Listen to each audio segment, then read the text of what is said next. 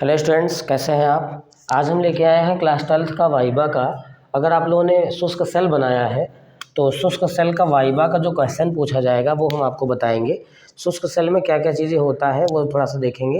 इसमें अगर आप लोग कल मैंने टिंडल प्रभाव का बता दिया था, आज हम बताएंगे किसका, शुष्क सेल का। ठीक है, तो शुष्क सेल से संबंधित जो भी वाइवा में क्वेश्चन पूछे जाते हैं वो हम डिस्कस करेंगे अभी तुरंत आपके साथ।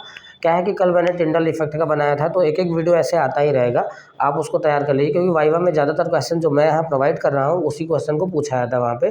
तो एग्जामिनर अच्छा नंबर आपको देता है जब आप बताते हैं पूरे तरीके से। ठीक है, आइए देखते हैं कि सबसे पहले शुष्क सेल क्या होता है। इसके पहले हम थोड़ा सा समझ लेंगे कि प्राथमिक सेल क्या होता है। ठीक है, तो प्राथमिक सेल किसे कहते हैं, कहा वह सेल जिसको हम एक बार उपयोग कर लेते हैं और दोबारा हम उपयोग नहीं करते हैं। अर्थात ये कि जिसको हम एक बार उपयोग कर लेने के पश्चात वह निष्क्रिय हो जाता है, तो उसे हम कहते हैं प्राथमिक सेल। क्या कहेंगे, प्राथमिक सेल, अर्थात प्राइमरी सेल बोलते हैं उसको।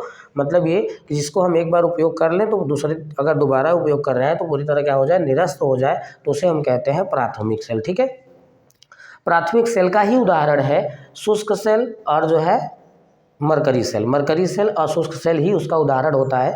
बच्चों ने बना लिया है शुष्क सेल, तो ठीक है, शुष्क सेल के बारे में ही डिस्कस करेंगे हम। ठीक है, शुष्क सेल का जो नाम है वो लैक्लांसे सेल है, क्योंकि इनको जो खोजे थे वो लैक्लांसे ने खोजा था, इसलिए इनको जो है कहा गया है कि यह लैक्लांसे सेल है। क्या है अर्थात वैज्ञानिक के नाम पर ही इनका, लैक्लांसे वैज्ञानिक थे उन्हीं के नाम पर ही इसका नाम दे दिया गया, इसे लैक्लांसे सेल भी बोलते हैं, अर्थात शुष्क सेल को लैक्लांसे सेल भी बोलते हैं। ठीक है, उसके बाद देखेंगे इसका स्ट्रक्चर क्या है। स्ट्रक्चर के बारे में देखेंगे तो ये जो होता है बीच में जो होता है ये कार्बन का छड़ होता है। ठीक है, किसका छड़ होता है, कार्बन का छड़ होता है, इसे कैथोड कहते हैं। अर्थात इसमें ये जो है कैथोड का कार्य करता है। और ये जो स्टैंड लगे होते हैं, कैप लगा होता है, ये जिंक का बना होता है। किसका बना होता है, जिंक का बना होता है।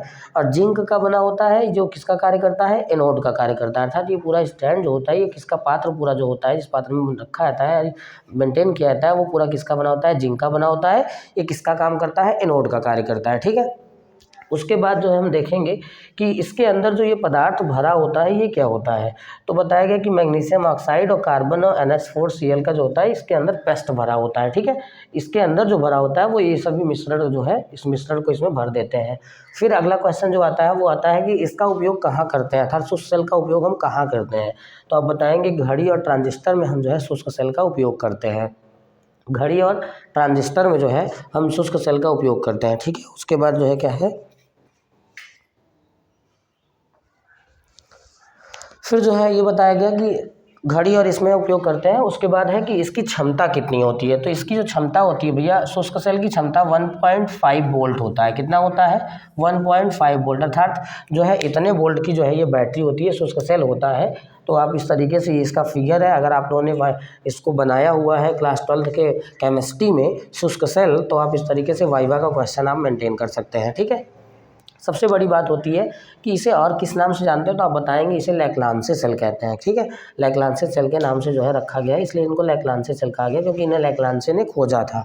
उसके बाद क्या है कि ये प्राइमरी सेल के उदाहरण है। प्राथमिक सेल किसे कहते हैं, जिसे एक बार हम उपयोग कर लें दोबारा उपयोग में नहीं ला सकते, तो उसे हम कहते हैं प्राइमरी सेल। प्राइमरी सेल का ही उदाहरण होता है लैक्लांसे सेल और क्या होता है, मरकरी सेल। ठीक है, मैंने बताया ये पूरा, ये जो जिसमें रखा जाता है ये पूरा जिंक का बना होता है, और ये किसका काम करता है, एनोड का कार्य करता है। इसमें कार्बन की एक छड़ होती है जो कैथोड का कार्य करती है।